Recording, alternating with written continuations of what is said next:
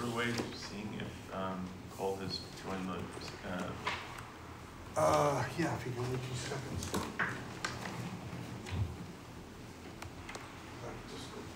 Oh. Yeah, right. the one with. Can you do it here?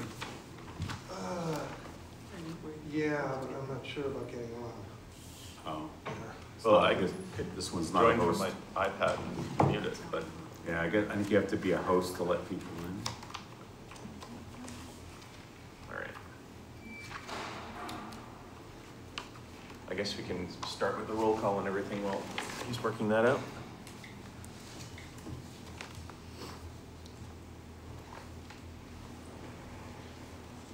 All right, welcome everyone to the June meeting of the Cable Television Advisory Board meeting. We'll begin by a roll call. Chief Steve Buxton. Present. Ms. Lauren Byers. Here. Andrew Sonoda is here. Justin Chapman is not. Captain Joe Fay is not here. Alderman Ernest Jetty. Here. Ms. Kimberly Kleiner. Here. Ms. Cheryl Linder sends her regrets. Ms. Jennifer McCormick. Here. Mr. Nick Miserovich. Here. And my understanding is that Mr. Morgan, Cole Morgan, will be joining us. Yeah, he hasn't as of yet, He has not yet joined. that I just saw. All right. And Mr. Rodriguez, you're still not on the city website, so my apologies for putting you last, but here. All right. After the roll call, I would like to ask everyone to bow their heads for a moment of silence for Mr. Dick Gagnon, who was our cable public access contractor. He died recently, so we do want to remember him. So if you bow your heads.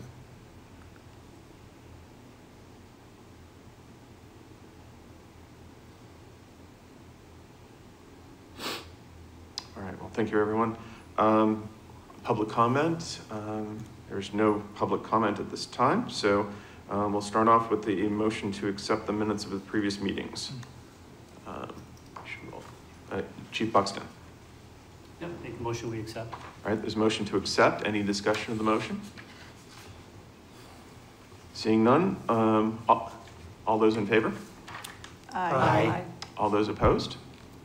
The motion passes. So nice to be able to do that on a voice vote since we don't have anyone that's currently on Zoom. Okay, communications. We have 2 communications that everyone from the board should have received previous copies of. The first is a draft franchise agreement dated May 17th, 2022, that was received by the city from Comcast. The other is a memo to Cable Television Advisory Board. This is our usual reports. Is there a motion with regard to communications?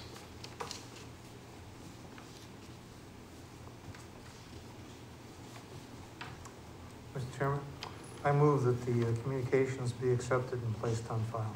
All right, there's a motion from Alderman Jetty to accept and place on file. Any discussion of the motions? If not, then all those in favor? Aye. All those opposed? The motion passes. All right. As part of the first of those communications was the draft franchise agreement. I would say I just wanted to propose something to the board. I think in order to give the members of the public adequate time to take a look at the draft agreement and for us to receive whatever feedback they might be providing to us and for us to study it more, it would probably be good for us to have a special meeting of the Cable Television Advisory Board, probably 2 weeks from today at this time, so that we can have dedicate a meeting to that. It's a fairly important topic. It comes up very rarely for us, but it's one of our primary functions.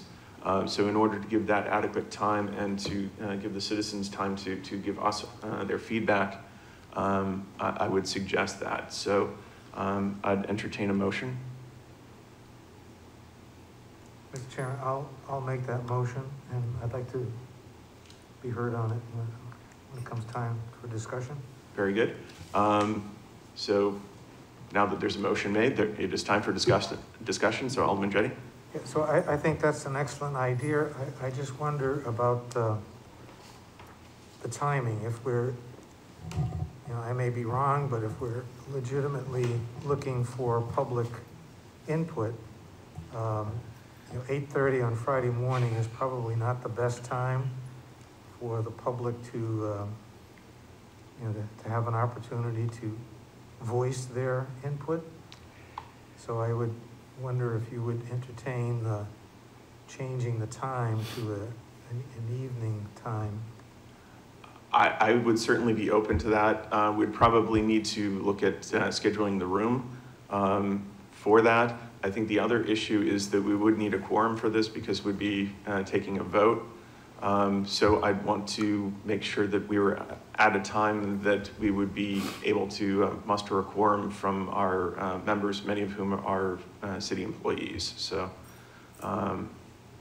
Mr. Johnson? I would also note that we did already have a public hearing in, I believe it was the beginning of December, up in, or in this room. Correct? Yes, though that was part of the ascertainment of need stage and things. Whereas this would be looking at the actual final contract. Ms. Kleiner? I do agree with Alderman Jettie. I can see the need. I think there are things that we can do to make sure that it gets out to the public a little bit more than just being scheduled on the agenda, which everyone may not get an opportunity. We can put it on the city website, do a scrolling on the main page of the website that this is what we're discussing. Perhaps put it on channel 16. I think there's other ways. People don't generally look for the CTAB meeting. So I think if we can push it out, even as an announcement, a city announcement, that the final draft is available. And if they can't contact us via in person, at least send an email to the CTAB advisory, which we would all get. I think that's a great idea. And I particularly think that if they can't attend the meeting at whichever time we end up scheduling it, that written communication certainly would work. And although better to receive it early enough that we're able to read it and digest it. So, all right, would you like to amend your motion or just at an as yet undetermined time, or? Well, I'm not hearing from from other members of the committee, whether they, especially the city employees, whether that evening time would be something that they would be able to do or not. If Rodriguez? not, I guess Ms. Kleiner's suggestion is probably a good one if we can't have an evening meeting. I mean, I would tend to agree with Ms. Kleiner. If we give me ample time and ample communication to the public, that's fine. It's a challenge for me to make it at night, especially with a young family, and so it's just have home duties and stuff. So, Mr. Chairman, sorry to interrupt, but I noticed in reviewing the minutes that some of us speak without being recognized and without identifying ourselves. And so the minutes, sometimes, the gaps. Comments get attributed to the wrong person. Not that it's that big a deal, but I think, as long as we're having these minutes transcribed, out of consideration for the transcriptionist or transcriber, I guess that would be an easier word, that we remember to identify ourselves, if we're not recognized by the number one, we should wait to be recognized by the chair. And number two, if we're not, if we're gonna speak, then at least identify ourselves. And we all need that advice. I just noticed in the minutes that was a problem. A very good reminder. Ms. Kleiner. Kim Kleiner, Administrative Services Director. I agree with Alderman Jettie.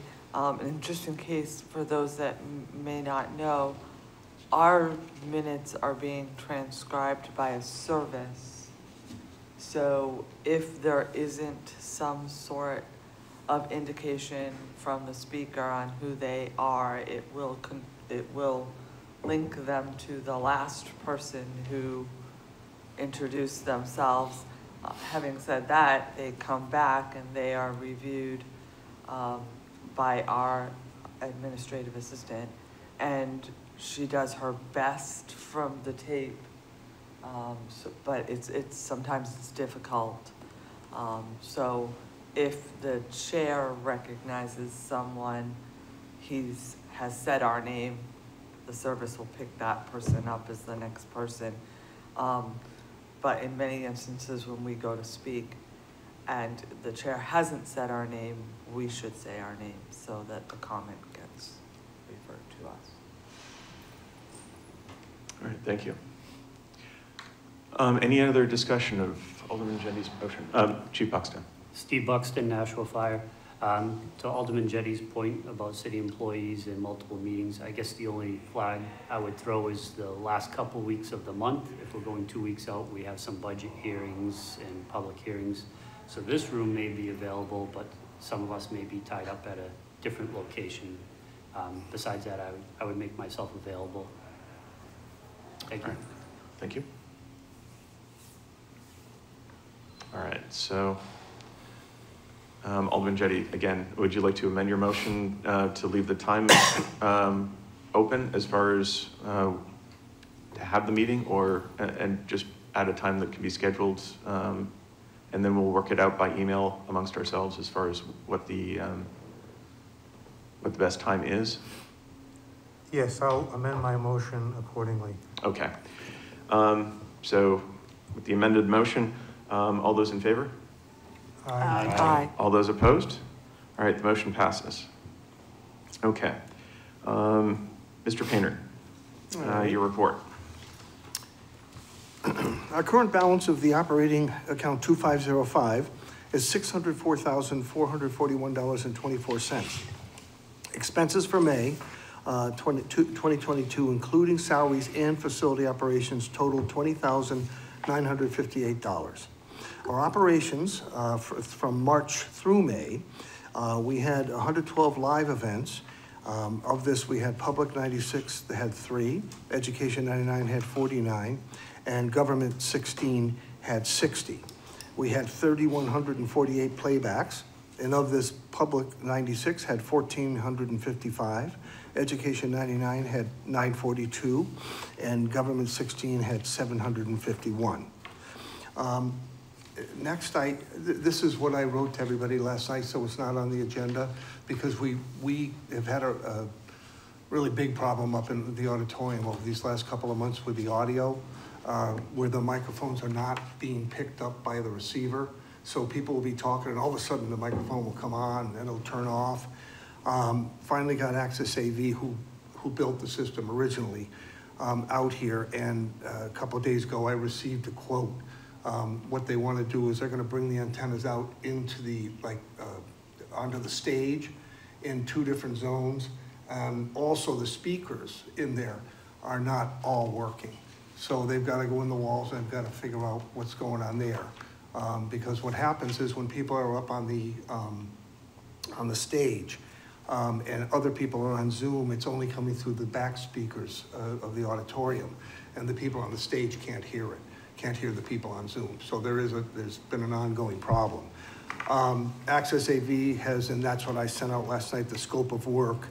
When they gave us a quote, and what we'd like to ask today is that we have them come in and fix all those problems and, redo the audio in there for an amount not to exceed $3,600.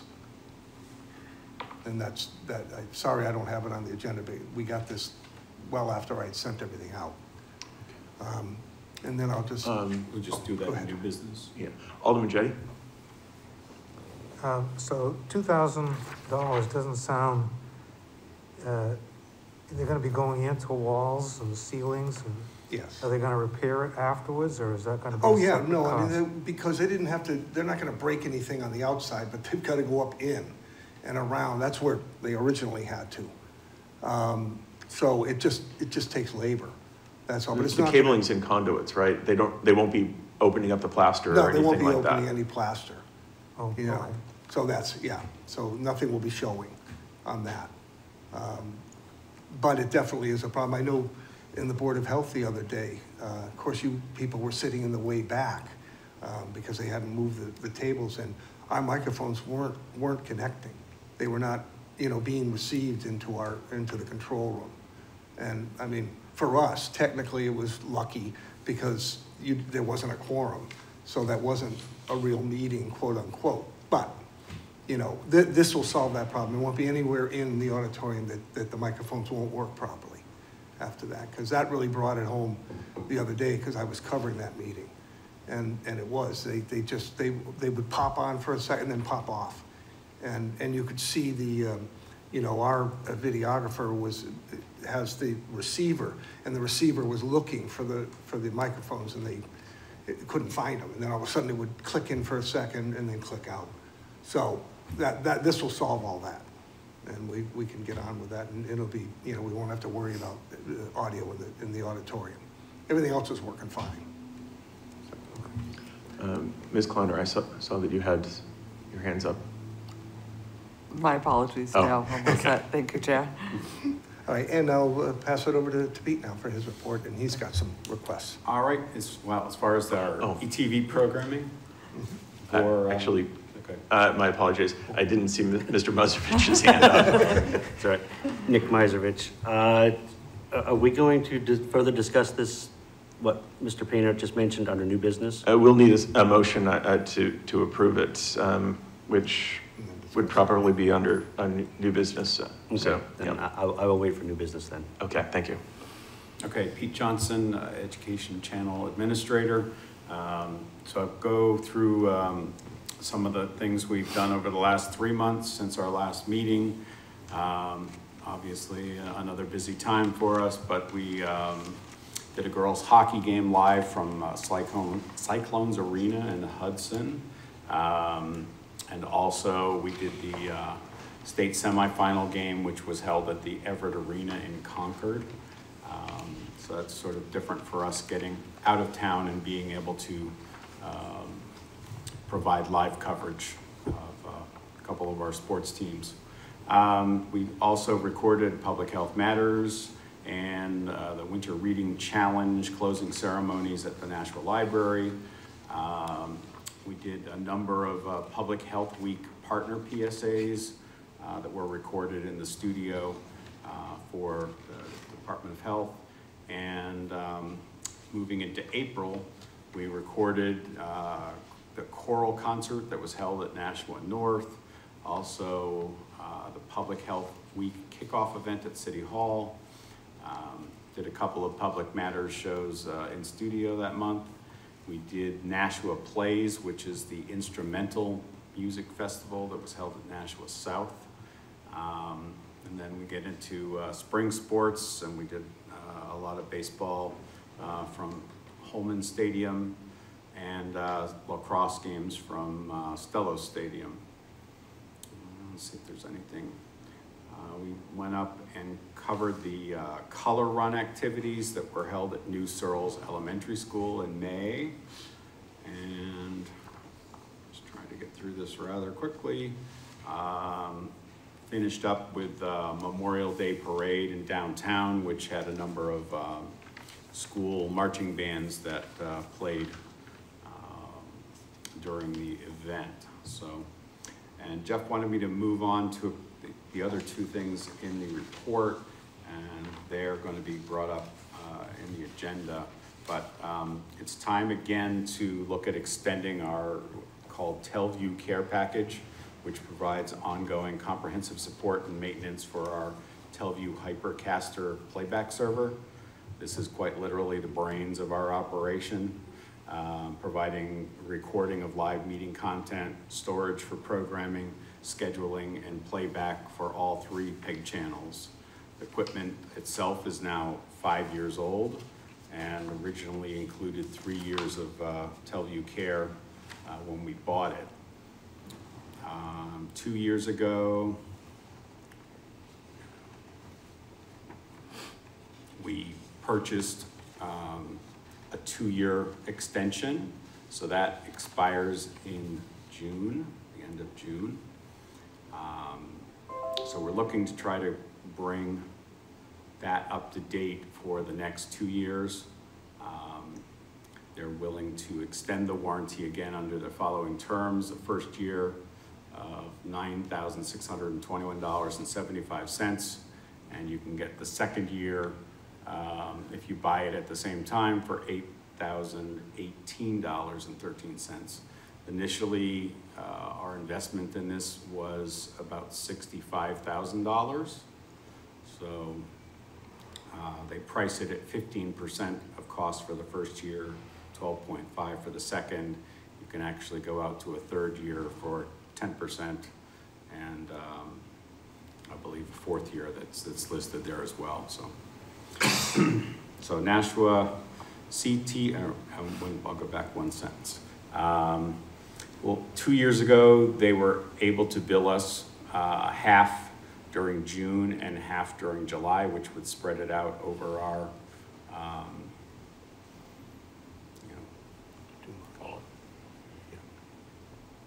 words escaped me there, but our fiscal year. So, and they're willing to do that again if we decide to go with this. So, we're looking for a minimum 2-year extension in the amount of $17,639.88.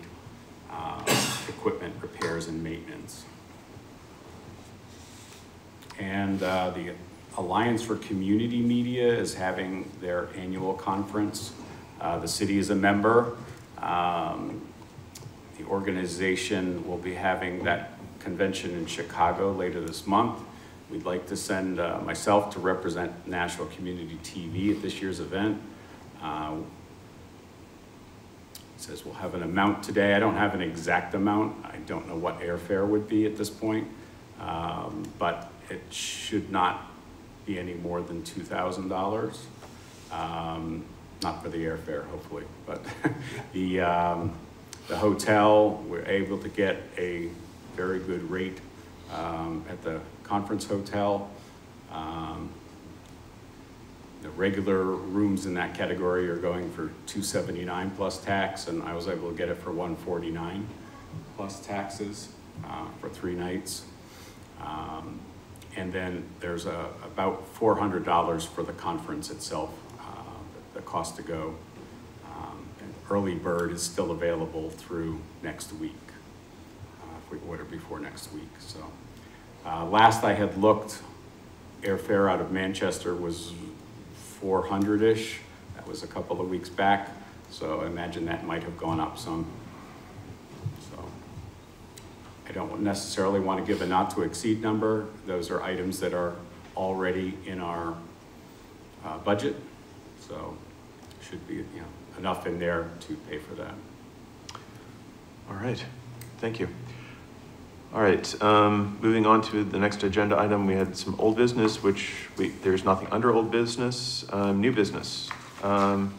Is there a motion with regard to the Teleview server service contract?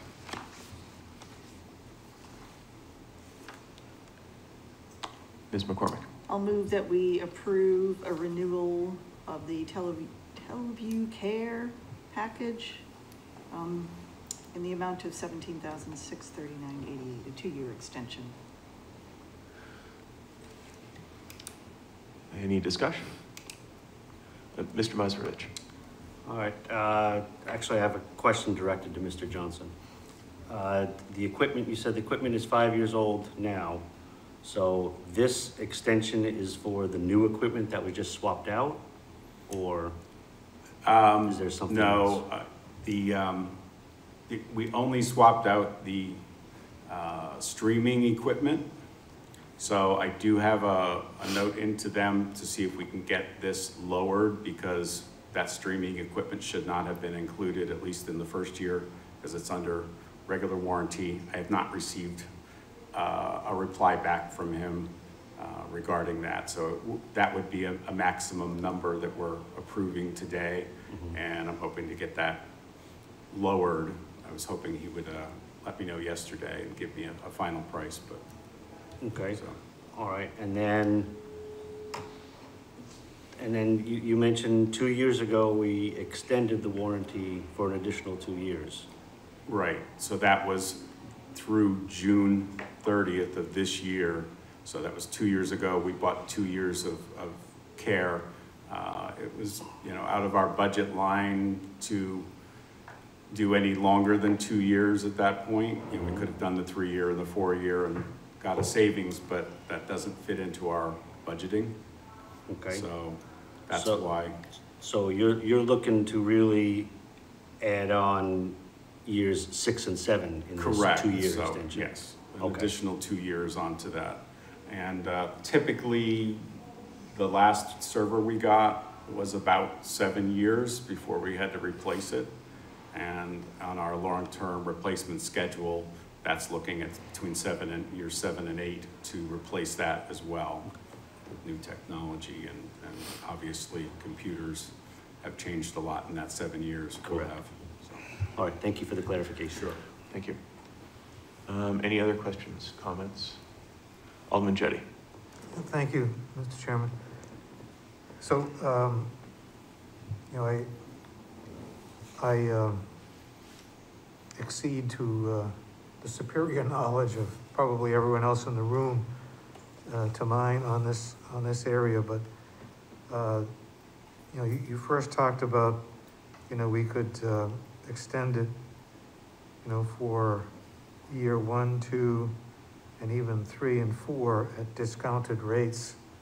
Does that make any sense to do that, or is it like everything else in this field, it has a useful life that's going to expire before does it make sense to continue the warranty for a longer period, or are you saying that we're going to need to replace this equipment, so we don't want to extend it? As I just mentioned, this is Pete Johnson again. That equipment, we would tend to look at a 7 to 8 year lifespan on it. The unit itself is 5 years old, or the equipment is 5 years old.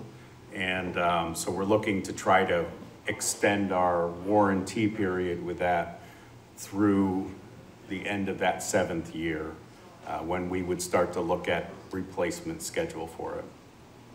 So if something were to happen to that in the next 2 years, if we get this program, they will take care of it and making sure that we have equipment in place. It may take a day or two to ship from New Jersey, but to make sure that we're up and running.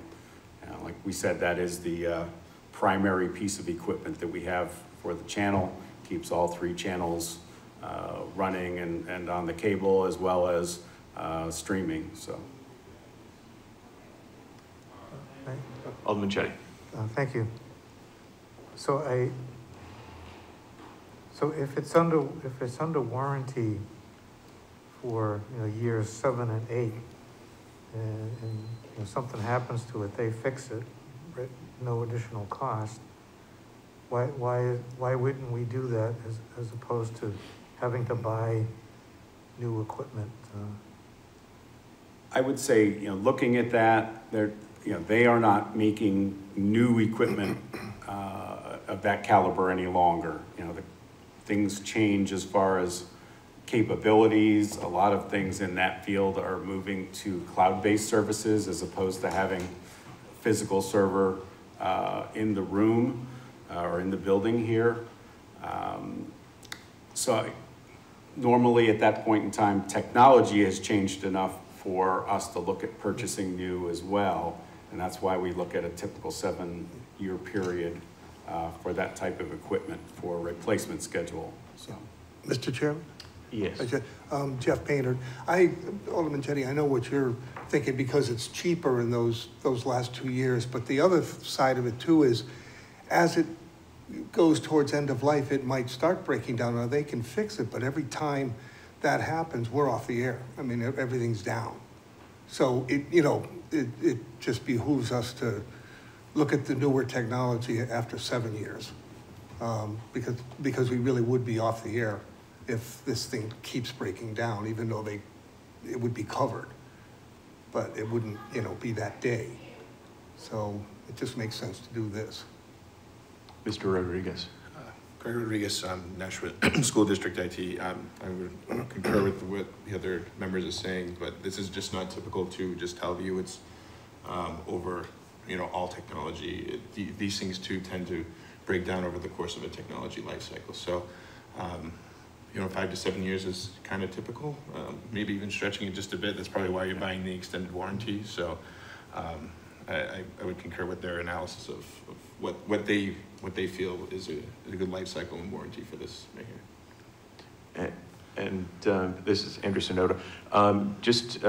I think we've used the term warranty a few times. I'm thinking this is more of a service contract. Is that correct? Yeah. So it's not really that they're going to replace the equipment. They're going to fix the current unit, which as it gets older, One of the other things that it does too is, they provide typically every year or so upgraded software capabilities, and that also includes, software upgrades for that period of time, a number of other things. So it was a list in there if you wanted to read it, but. Mr. Mazerovich. Nick Mazerovich, both gentlemen, previous gentlemen are correct, and it won't replace the equipment if it fails. It will replace the parts that fail. So if a power supply goes, they'll send us a new one free of charge if we have the warranty or extended service. If, a RAM chip goes, they'll send the replacement. They won't send a brand new unit. They'll send the parts that have failed. All right. Are there any other comments or questions? If not, so we'll vote on the question. So this is a motion to approve the purchase of the extended contract in an amount not to exceed $17,639.88. All right, all those in favor? Aye. Aye. All those opposed? The motion passes. All right, is there a motion with regard to the Alliance for Community Media conference request? Mr. Mazerovich. Nick Mazerovich, I motion to approve this expenditure to send Mr. Johnson to this conference. All right, any discussion of the motion? Seeing none, all those in favor? Aye. All those opposed? The motion passes. All right, and the final piece of new business is the request for approval of funds to repair the audio in the City Hall auditorium. Would someone like to make that motion? Chief Buxton. Steve Buxton, make a motion, we approve the expenditure to correct the situation up in the auditorium. All right, and Jeff, could you refresh us on how much the... Not to exceed $3,600. All right. So the motion is to approve. Is there any discussion of the motion? Mr. Mazerovich. Nick Mazerovich, I would ask Mr. Painter to explain more about the antennas. You mentioned that they're going to be moved to inside the room. They're going to be moved up by the pull-down screen, so they're physically in the room. Right now they're behind the wall, and that has been a problem.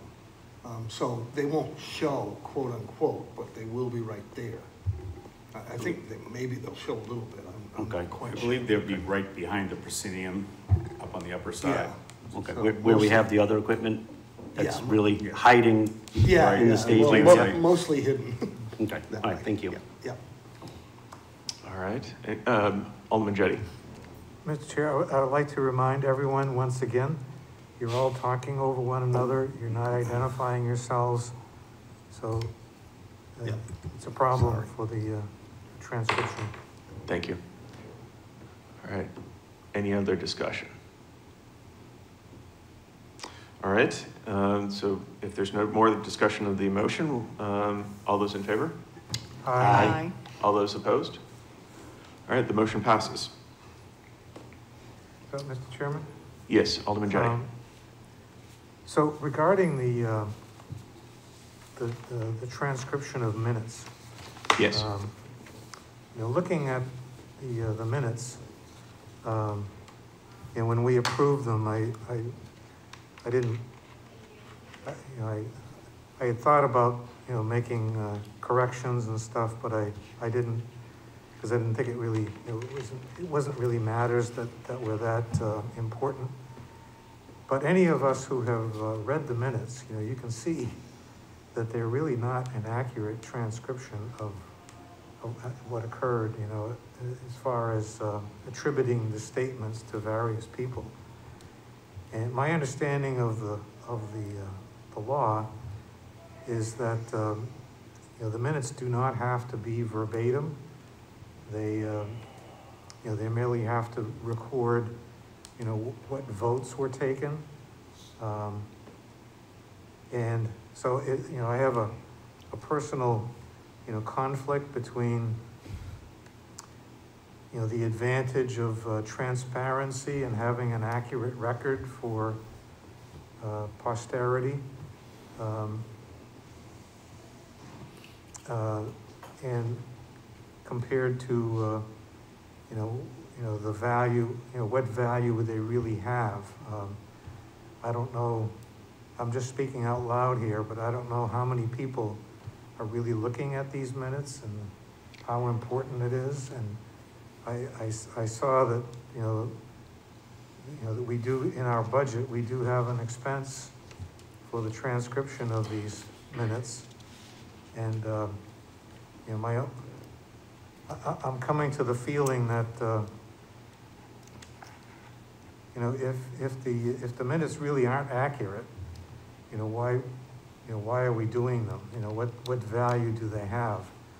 And, is it an expense that we could, do away with? And, the meetings are recorded. So anybody, as far as having an accurate record as to who said what and what was said, anybody can look at the, I think there's an audio recording and there's also the video recording. So it's not like we're hiding anything from the public. I've heard some people say, well, there are people who can't, who, because of various disabilities, can't watch the meetings or they can't hear the meetings, and so a written transcription has some value for those people, but I don't know if it's worth the expense of the transcription. So I'm wondering if anyone else has any thoughts on the idea of doing away with the verbatim transcription of our minutes. This is Andrew Sonoda. In my time on the committee, we've actually done it both ways at different times. And part of the reason I think that we have been relying on the transcribed minutes has been the lack of committee members wanting to be clerk. The previous summarized minutes were prepared by the clerk of the committee.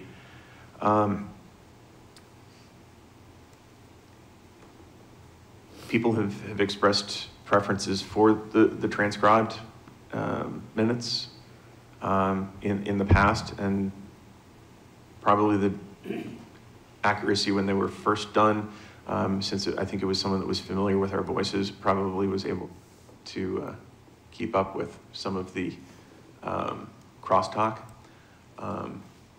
But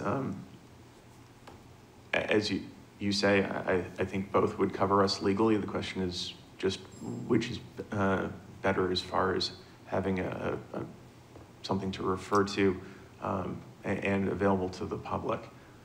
Mr. Johnson? So I won't talk necessarily about, you know, the verbatim and non-verbatim minutes, but the cost has gone up significantly in the last 2 years. We used to be able to do, you know, 10 or 12 meetings a month for under our $500 budget, and the last year was well over 1,000. So, and we had fewer meetings, so the cost has gone up significantly to us, and it may be time to look at you know, changing our practices.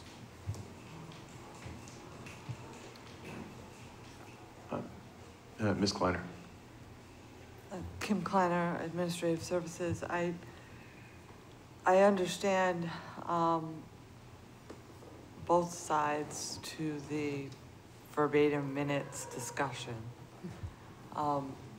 Yeah, I think that the videos on YouTube make it wonderful if you have the time to sit and watch a 2-hour meeting.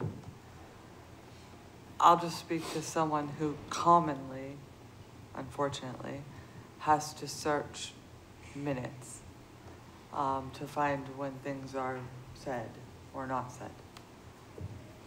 It is a lot easier if there are verbatim minutes that you can search using, you know, a keyword versus a tape that you're trying to read through. Although if you have the right version of YouTube, you can get a transcript off the tape as well, if you have that service. I do think with our minutes, it's a little less apt that we would need to search for who made a specific point. Our service is relatively cheap, but when you get into a 2-hour public hearing, that gets considerably more expensive, and we've had some very long meetings with the Comcast franchise renewal, the public hearing, the, you know, our RFPs that we've sent out. So we've been very busy. So Mr. Johnson's right. It was a little bit more expensive this last year.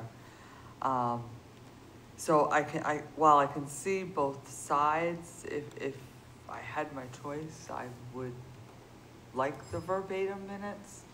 I would say that I do agree that the service, because it's computerized, it makes it a little bit more difficult. But certainly, if there were any questions, someone could contact our office, and I'm sure Diane would appreciate the help in trying to distinguish whether those computerized minutes are correct or not, for many of us. All right, thank you. So I think perhaps that's something we need to study a bit more as far as deciding what to do with it. But I think it's perfectly reasonable for us to give some consideration to that. Okay, thank you. All right. Any other remarks by members? No, I was just going to say, Mr. Painter. you know, just the discipline of Jeff Painter, which I'm not displaying that discipline right now, but Jeff Painter, of us identifying ourselves, certainly that's got to help a lot more. Ms. Kleiner? Excuse me, Chair, I'm so sorry.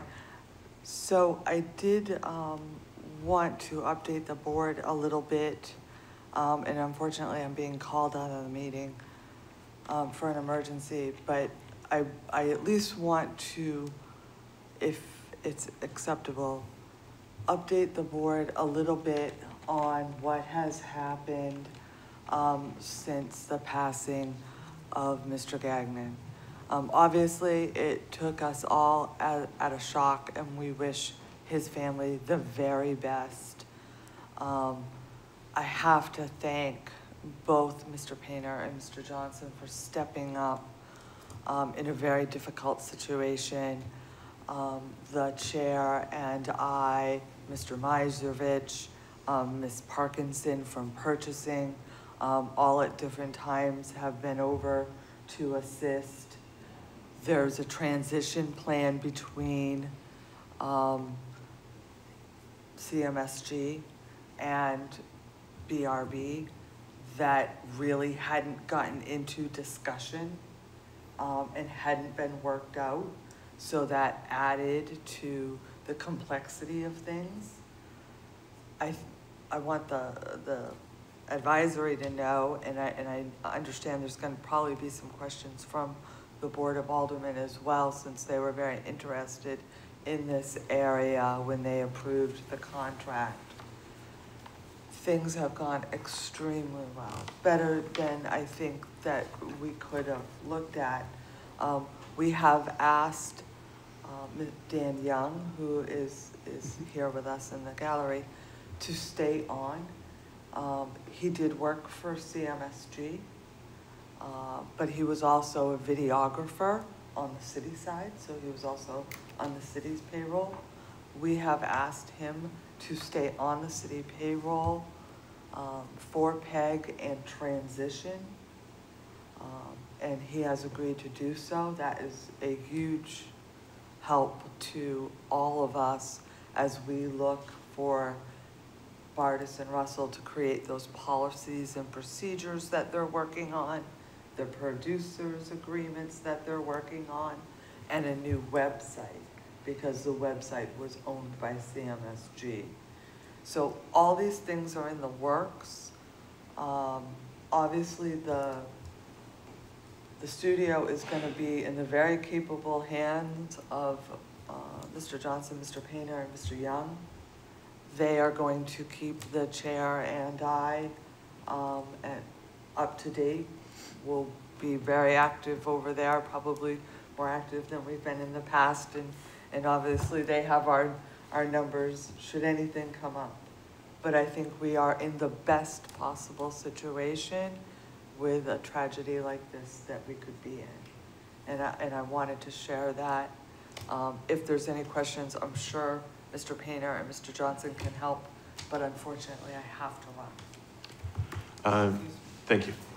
And just as an addendum to that, the committee members should probably be aware that at least during the transition period, we may need to increase the frequency of our meetings just to keep tabs on the new contractor and how they're transitioning, just to be more aware of what's going on there. You know, it is a time of transition. So, Mr. Painter? Well, I just want to introduce Dan Young if you don't know him, because he's right back here. And he'll be an integral part of this, obviously, this whole thing, as Director Kleiner just said. So.